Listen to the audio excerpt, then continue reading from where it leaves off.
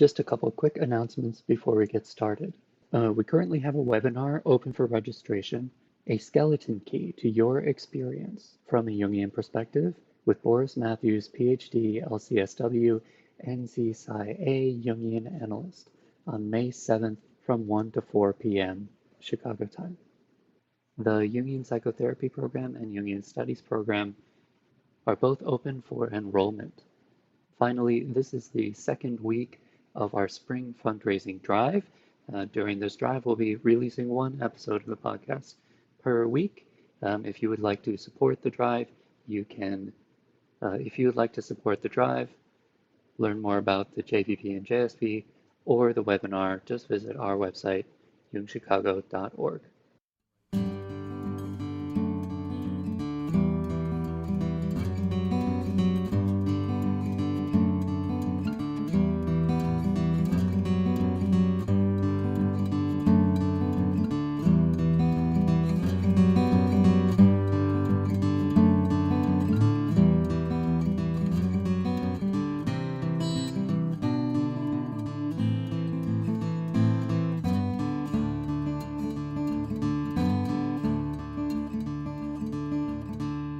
Welcome to the Jungian Anthology podcast from the C.G. Jung Institute of Chicago. Learning as a Path to Individuation. Interview with JPP JSP directors Adina Davidson and Andrea Gaspar Gonzalez.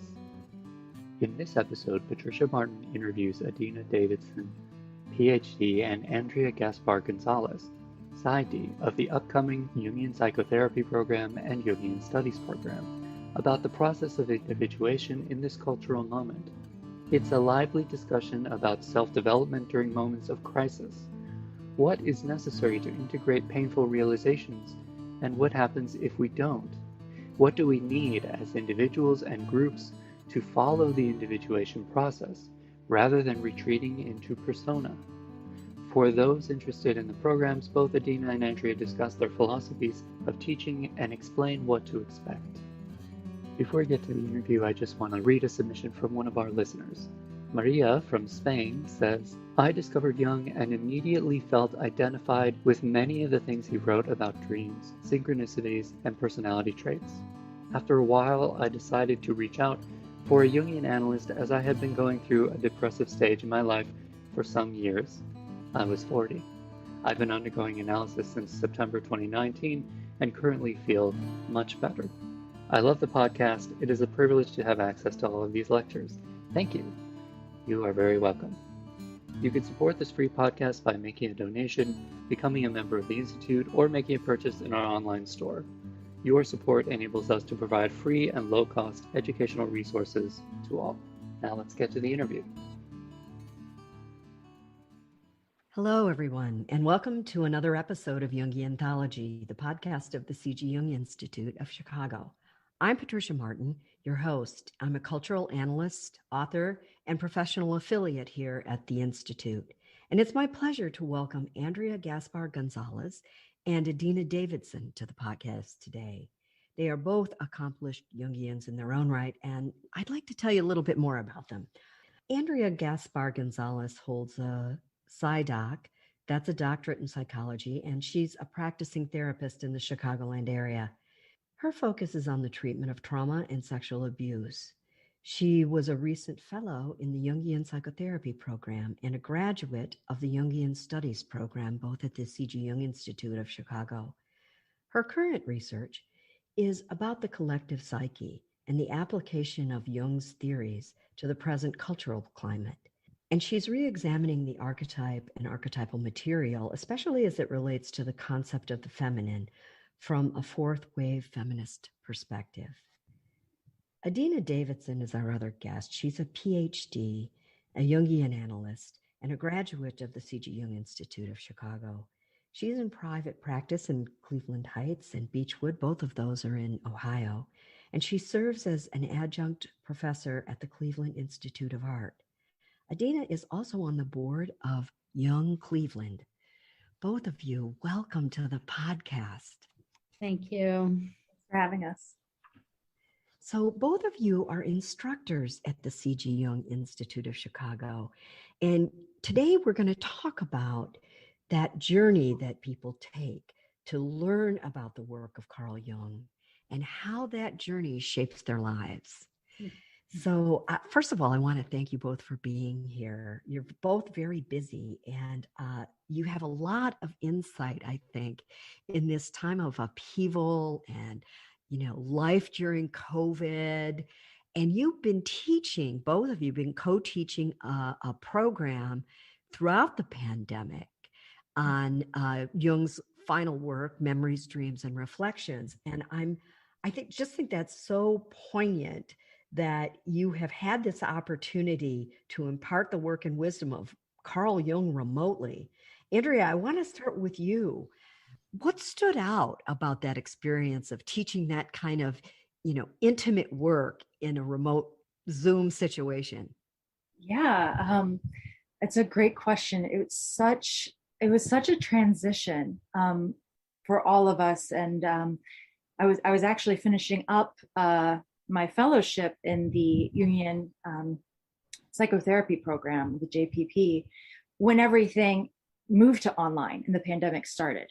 So that was my first experience and transition there. And, I had the pleasure of being hooked up with Adina and Dan to start talking about the JPP, JSP program and what we were going to do. And so we decided to develop a program that could be fully online, given this new world that we were living in. And it was wonderful how creative we were all able to be together. And I feel very lucky that we've connected because it's been really nice to have this connection and this creativity together, especially during these times.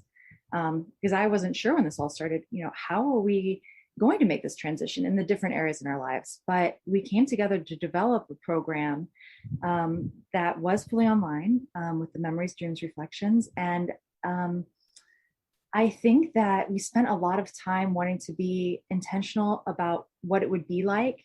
We had a lot of meetings talking about it and wanting to make sure that it really served both the work and the participants and their experience, but in this new platform that I think we were kind of all figuring out at the same time, if I may say so, Adina. And I think it's translated really well. And I think it's been a really lovely thing for people to have during this time, to sort of be able to move out of our isolated spheres and come together once a month with such connecting work, where we could connect to each other, where we could connect to the material and to our bodies and really sit with it. And being able to have, times outside the weekends where pairs will meet together and learn together. So I think it's provided a really great experience of connection in a time that really feels quite isolated for most folks. So that's fascinating to me that you were able to, through the Zoom platform, transcend that technology and deliver something that was very meaningful. And Adina, how did you see it? So for me, it really was an individuation process at lots of different levels. So I think that we very much, first of all, Memories, Dreams, and Reflections is about Carl Jung's individuation process. Yes. And everything that flowed from that. So we really consciously chose to use his individuation process as a lens that people could use into their own individuation processes. I would also say, and maybe I'm only speaking for myself, but I think I'd be speaking for all three of us to say that the process of creating something new was an individuation process for me as well. That taking something from, okay, we want to do something online and we want to have it do something with the development of Carl Jung's thought and really bringing that into life, bringing that kind of ethereal theory, intuitive nishmush into something that is concrete, that happens once a month and once a week for the paired learning, that also is an individuation process. So you're saying that thinking about it, planning it, structuring it was its own individuation process. Absolutely. Because Absolutely. I'm guessing what you're saying here, Adina, and I think you're saying something similar, Andrea, is that to do this, you had to put yourself in the shoes of somebody who was sitting in their living room or sitting in their study on a laptop trying to learn from you, right? For sure. And also, I think every time you take something from the realm of pure idea or pure archetype or pure intuition into concrete embodied life, that creative act is part of individuation. And so I think both creating this program and experiencing the program, being a participant of the program, were both avenues for individuation. How fascinating. I feel like I want to jump in here for some of our listeners, because we have so many listeners from so many backgrounds worldwide, and just kind of kick around definitions that we can all share about individuation, because it is one of Carl Jung's big ideas. And I'll go first. I'm willing to go first and say that, to me, it encompasses how we grow into ourselves, how we become a whole person, how we learn to connect our unconscious with our consciousness. How else would you might chip in on that definition? Either one of you. Well, would you like to go? Yeah, go ahead.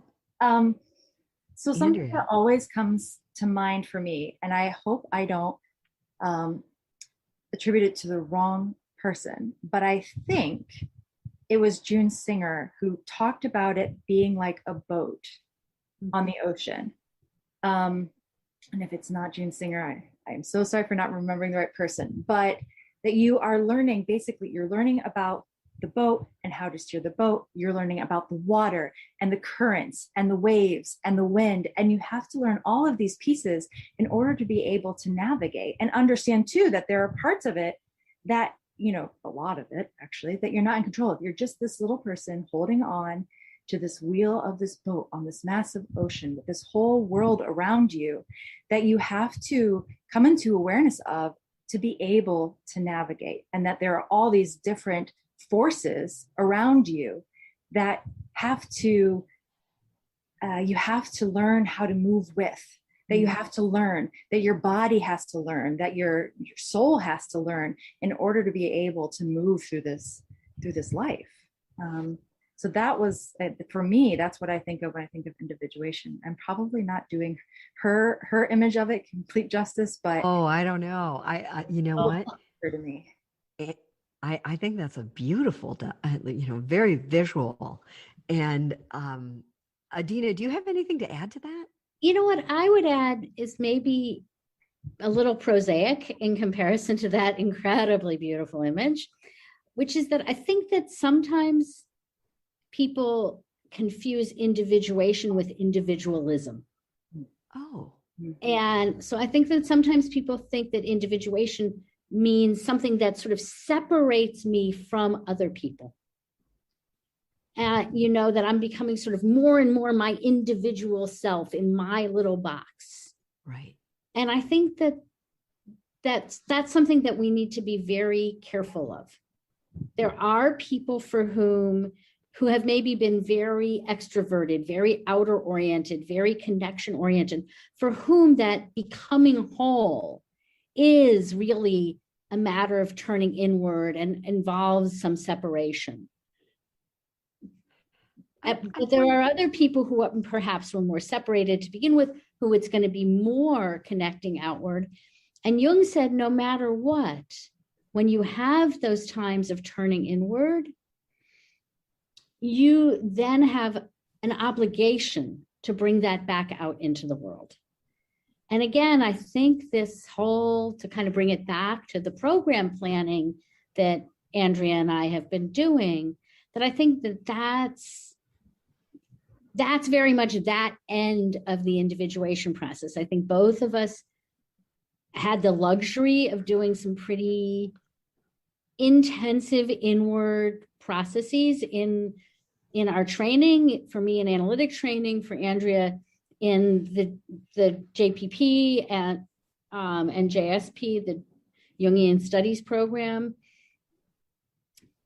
And then I think for both of us, that individuation process led us to bring what we encountered in our own depths back out into the world to share that.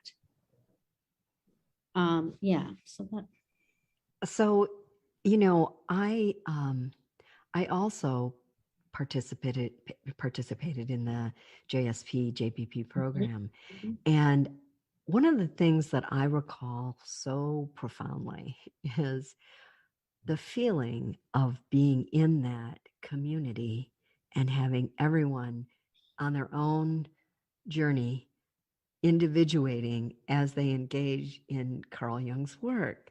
So I'm wondering, as you imagine now, you both, plus your colleague, Daniel Ross, will be teaching that program. That's been a very long-standing, very successful program for the C.G. Jung Institute of Chicago. How are you envisioning it now? How are you reimagining it? And what can people expect from it? Well, I think one of the things actually is that we're going to have a lot of consistency with what has been. That I think we all felt like the basic structure of the program was really an incredibly valuable one for all of the people who'd been through it. And we wanted to retain that. So it's quite different actually than the Memories, Dreams, and Reflections, where we were creating something completely new. This is more looking at something that has worked so beautifully for so many years and so many people, and saying, how do we keep it going? How do we stay true to its spirit in a time of COVID? Are there adaptations that we will have to make while staying true to the spirit, to the connection, to the intimacy that has been such an important part of that program? Andrea, let me ask you about that too. Yeah, I mean, I agree with everything Adina said. We really wanted to make sure to honor the program as it is, while also adapting it as we needed to the times. Because I've been through it twice now, as a member of the cohort and as a fellow, and it's a beautiful experience.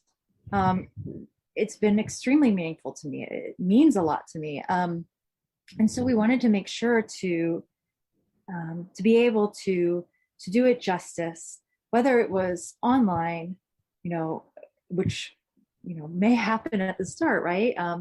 And as we transition then, to in-person when that happens. And so we wanted to think about, how do we translate while still keeping true to the program, translate this to Zoom, to online. We have that experience now of creating something brand new with the MDR through the Zoom platform. And I think that's given us a lot of insights going through that. Mm-hmm.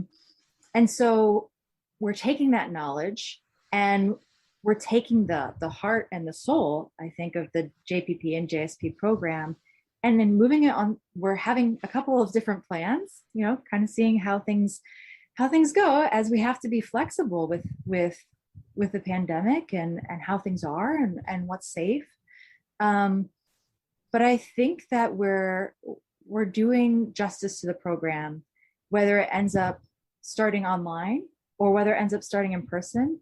I feel very confident that it will retain its core identity and what makes it so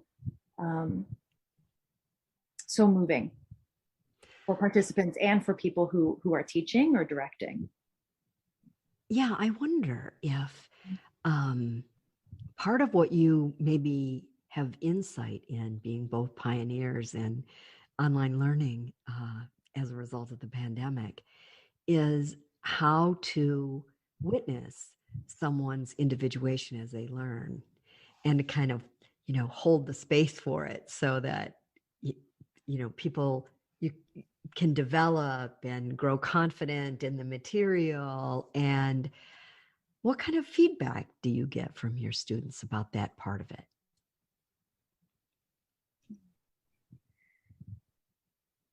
Well, I think one thing that's really important that we've been talking about, and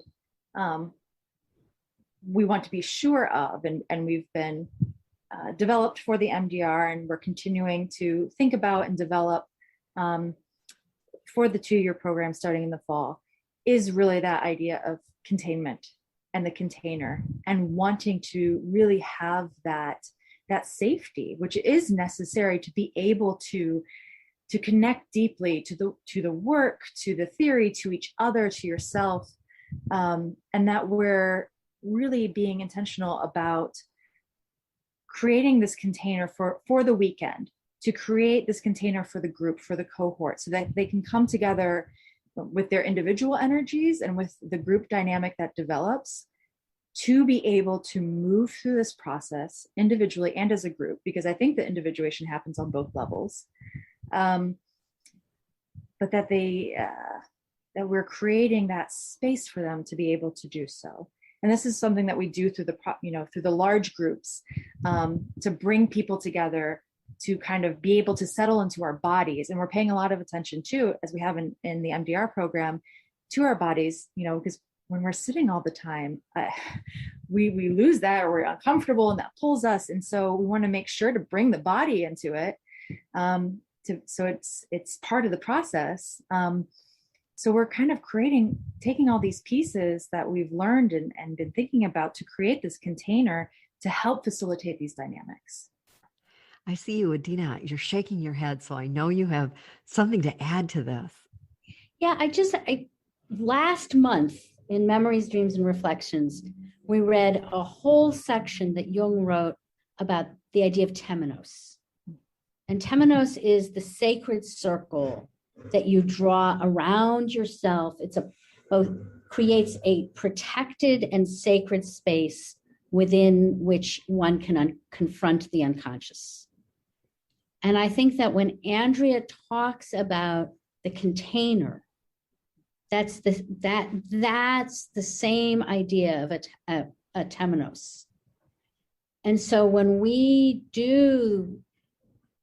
go through this 2-year program, we are going to encounter the unconscious, right? Everybody who goes through it is going to encounter other people's experiences of their unconscious and our own experiences of our own unconscious.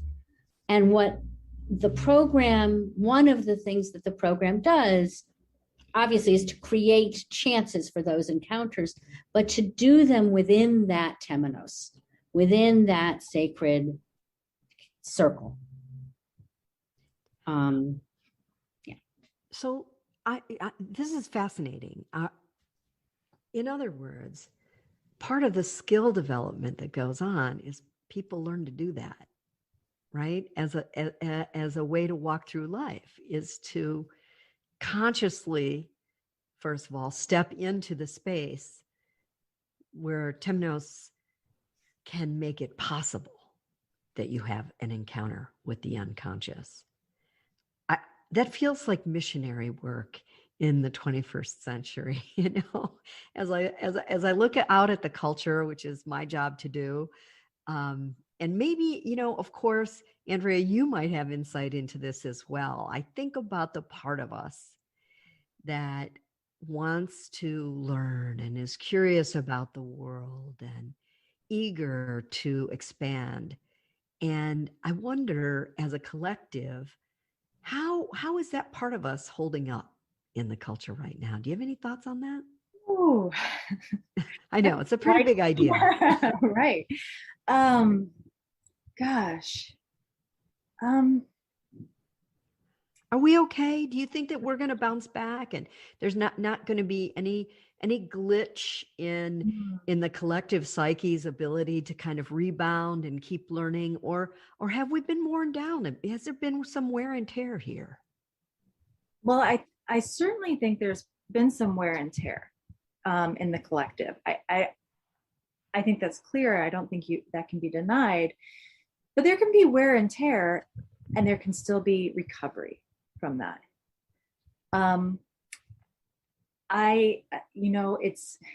It's a hard question, because I will say that I hold both the light and the dark and the possibilities for both. I hope with all my being that we do recover. I think there is opportunity for that. I think that if we can find those places in our souls, if we can do the work that I feel strongly that the collective is moving us towards, if we don't resist that so much, if we don't resist this unconscious coming up and all of these things that we're having to confront, if we don't, split from that and push it away and say, no, I don't want to do this work. This isn't the work, that we wanted to accept, or we don't want to look at this. I think, there's a real risk, unfortunately, to that, and a lot of harm that comes through that. And I think, we're at a very delicate balancing point right now. I hate to be, pessimistic, but there's the possibility, right, where we might not recover. Something new will be created down the road. That's what happens, and it's very painful now, and that process can be extremely painful. But I also think there is the possibility that despite how difficult things are and the pain that we're experiencing collectively, that we can move through this. But it is a process of moving through, not away, or not trying to skip somewhere else. We have to go through it. So what you're really saying is, like it or not, this is the sea that we find ourselves on in our boats, and we're better off confronting it and navigating it than not. Yes, right. Exactly. Very good. Adina? I would just add to that, there's an idea that when individuals, but also collectives, face a crisis, there's kind of two possibilities. And one is regression to persona. One is to say, I am not going to deal with the reality of that. I am going to hang on to what was before this crisis, and I'm not going to face the change that is necessary. I'm going to regress. I'm going to go backwards. And when people and cultures do that, we are diminished. We are less than we were before. And why is that? Because we've needed to make ourselves smaller to avoid the crisis. I think the example that maybe is the easiest to kind of connect to is midlife crisis. And I think we can all, and midlife crisis is fundamentally a confrontation with mortality, just like we've all been experiencing in the past year, right? And so one choice is to say, oh no, not me. I'm not mortal. I'm still young. I'm gonna act like I'm still in my 20s. I'm gonna pretend that this revelation about mortality has not come into my life. And I think we all know people who have chosen that way of dealing with their midlife experiences, and they are diminished. They're less than they were when they were authentically in their 20s, when they're in their 50s and they're still marrying people who are in their 20s, trying to keep their bodies and faces looking like they're in their 20s. It makes you less. Or you can take that confrontation with mortality and you can say, this is terrifying.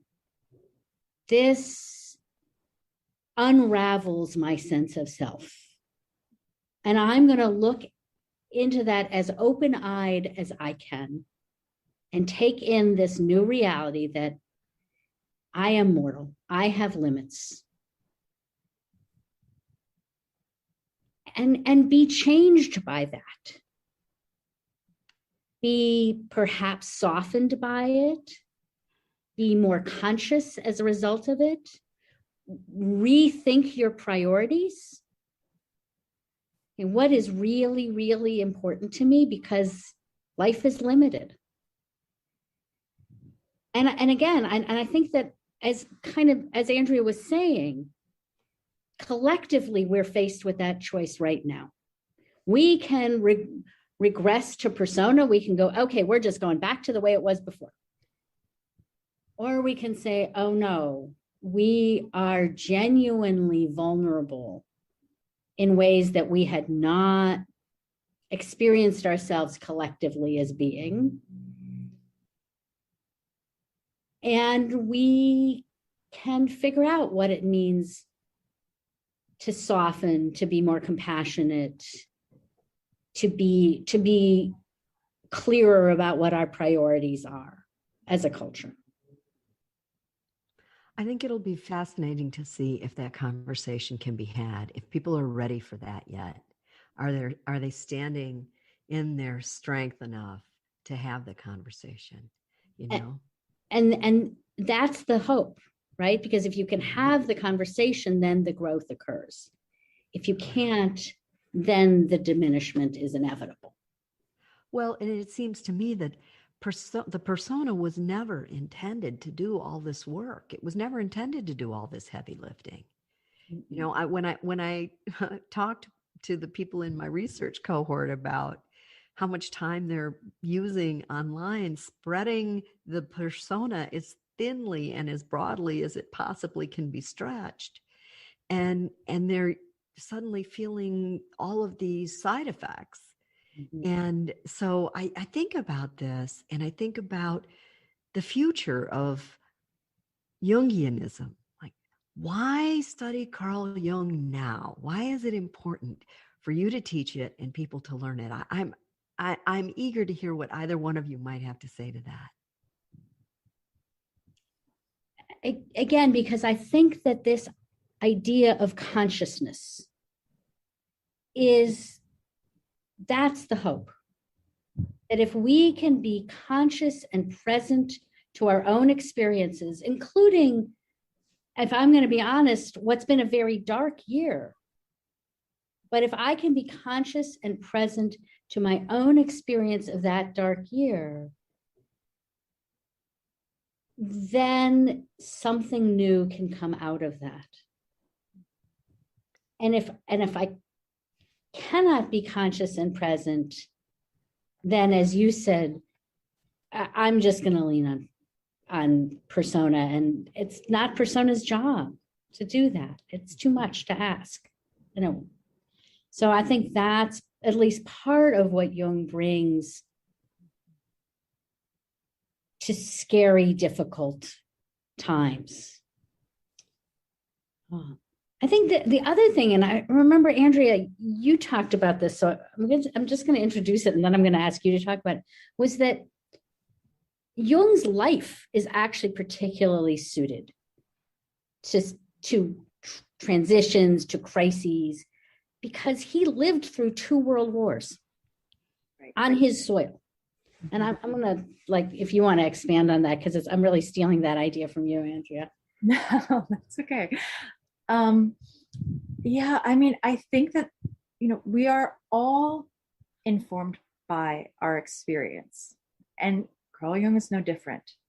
And so how he managed to, I think, navigate those times of crises, how it informed his ideas and his theory, because he is not separated. It's not something where he has these theories and they live outside of him, and they are grounded through his body and his experiences, which is the lovely thing about MDR and bringing that in, right? But he, like Adina said, you know, he lived through these times of turmoil, and he experienced his own descent, which is what we're going through now, is a cultural collective descent process. and the confrontation that has to occur. And so I think that because his theories and his ideas are grounded in his experiences, and that his experiences include, these cultural and personal dissents, like we're going through now, that he's particularly well suited to our times. And that for me, kind of what feels so important to pay attention to in his work, and I agree with Adina in terms of the hope of, our conscious confronting and being able to move us through, and not regressing into a rigid persona that's too brittle to carry it. But the idea of shadow and the depth of that, and how you apply Jung's idea of the psyche and all its places, and how that layers perfectly over the collective, I feel anyway. And that, so you can really take his ideas, and he did this, but these individual pieces of the psyche and the shadow and complex and all these theories that we learn about, and how those then just overlay on our cultural and collective experience. And I think you really see it active in the world right now on a larger level than, it's amplified because it is on that collective level, and we can see it in play, and all these pieces of the psyche in play that we experience on a very personal level as well. Andrea and Adina, you make me think about the struggle that was Carl Jung's life, right? The famous breakup with Sigmund Freud, the rise and fall of his own practice, his own dissent stories that led him to, sitting by a lake and stacking rocks until something came to him. And it's calling me to say what your program, what the JPP and JSP part of it will do. Not only will it impart a lot of knowledge about the life, work, and theories of Carl Jung, but it's sort of an exercise in learning how to take a dissent, take a moment of transformation, and make it productive instead of destructive, right? To ask yourself questions about, well, what can I learn from this? How can I grow from this suffering? And I think that is a signal of hope, probably, that the culture really needs. Is there anything about Carl Jung that you wish, people would unlearn? There's that saying, you can't unlearn something that you learn, but people have a lot of ideas and misinterpretations of Carl Jung's work. What do you wish they would unlearn? Honestly, I think that mostly what people have about Jung is a complete absence of knowledge. Really? I do. I think that, when I tell people that I'm a Jungian psychologist, everybody goes, oh, a Union psychologist, like for the UAW or something? And I think about my own introduction to Jung, which was when I first started teaching at the Cleveland Institute of Art. The chair of my department said, well, I was teaching psychology classes, and he said, you need to teach Jung and Lacan because they're art students. And I'm like, I never heard of Lacan. And I had one class on Jung, not one class, literally one 50-minute class on Jung in my intro psych class, my freshman year of college. And nobody ever mentioned him again. And I would never have known that there was a psychological theory that encompasses so much of human psyche. Mm. I only encountered psychological theories where you sort of have to chop off big blocks of what it is that makes us human to fit the theory. Mm-hmm. I would never have known if my chair hadn't said, well, you need to go read Jung and Lacan. Interesting. So And there's not a real breadth of understanding at all. I don't think people culture. need to unlearn. I think they need to be introduced to. And how about you, Andrea?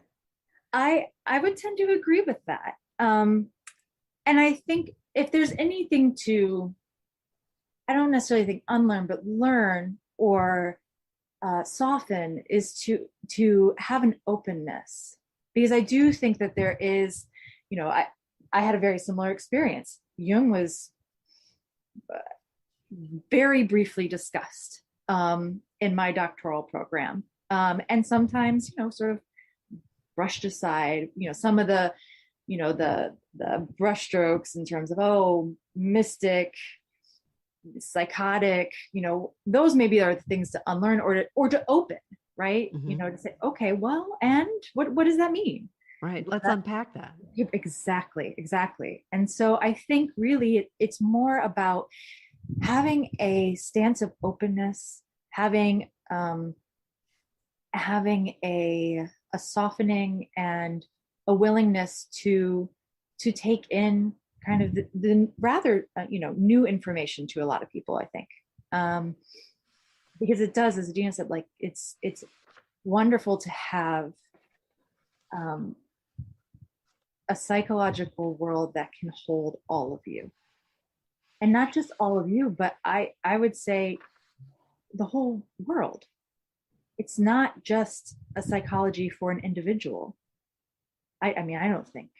It encompasses how we connect to others. It encompasses culture and anthropology and, collective realms and how we all fit together.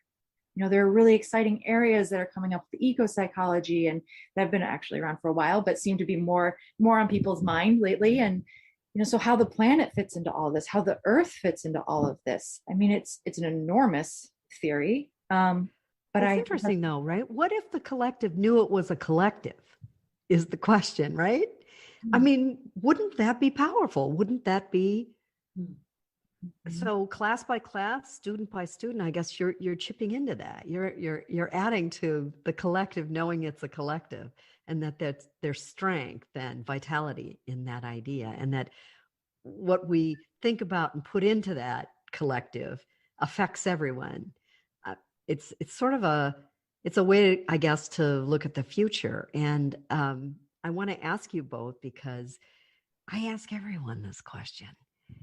When you were looking at your future as an analyst therapist, how did you come to Jung? I mean, I know, Adina, you said somebody at the Art Institute said, hey, read Lacan and read Jung, but there's always something more that, there's a knowing that draws someone to Jung. And I'm curious for both of you what that was like. Oh yeah, this is for me. Well, I mean, for me, once I got the assignment, and I'm a good girl, so I'm, if my boss says do X, I'm gonna at least try to do X, right? So once I got the assignment, I realized I could not make head nor tail of Lacan, and I had no idea how to teach it, and I've never made head nor tail of Lacan, so didn't do anything with that. But that the thing that just entered my heart with Jung was this sense that spirit, that something bigger than ourselves has to be in the room for healing and growth to happen.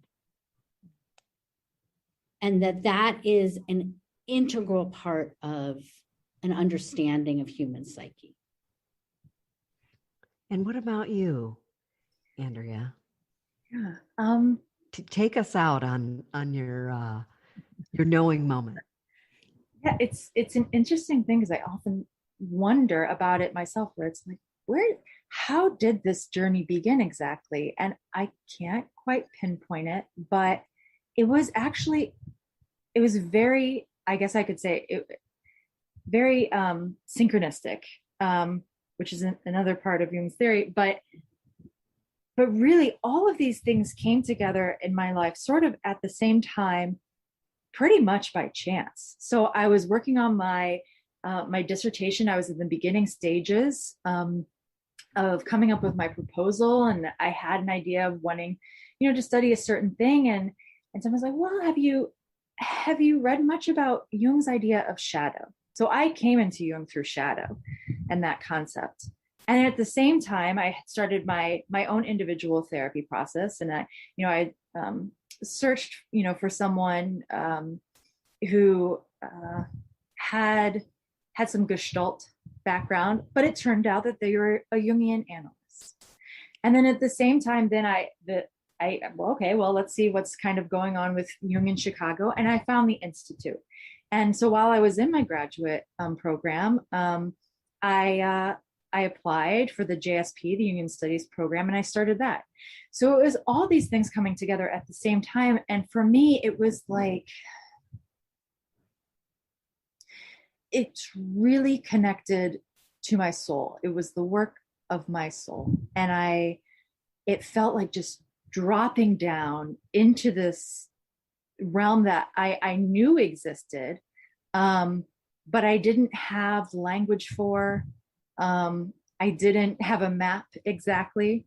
And suddenly finding myself in this space and realizing how vast it is and how interconnected it is. And it just all made sense to me, reading Jung and being like, someone else thinks this. This is how the world works. Exactly. Right. And that really was just like, okay, well, this is home. This is home. And I don't know if this is true for you, Andrea, but it was for me. Not just did it give me language for talking about soul and spirit, but it gave me permission to talk about soul and spirit as it relates to my work as a therapist. Yes. That it wasn't something that had to be shut off in, for me, synagogue, but something that really was an integral part of human psyche that enters into everything in our lives. Yes. I love, exactly. It makes me wonder if that's why people really show up in your classes, because there's something liminal about to happen. Their souls know it, and they draw them to the Institute. And for people out there who are listening, first of all, I want to thank both of you for a wonderful interview. Thank you so much. And I want to give people information about how to apply for the JSP and JPP program. If you go to the website, jungchicago.org, and download an application, download the information. Applications will be accepted until July 1st, 2021, and the program begins in the fall. And it will be a hybrid. Is that correct? It's a hybrid to start, and it will hopefully grow into weekends where people actually meet in person. Do I have that right?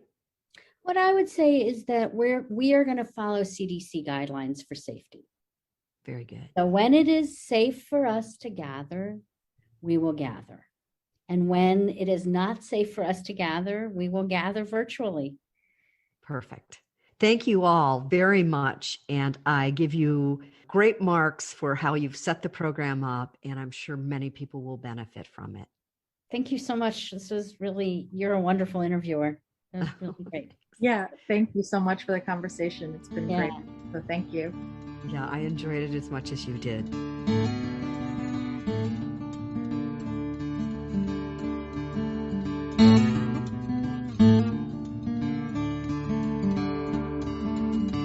This podcast is distributed under a Creative Commons Attribution, Non-Commercial, No Derivatives license. Share it all you like as long as you maintain the attribution to the speaker, but please do not change it or sell it.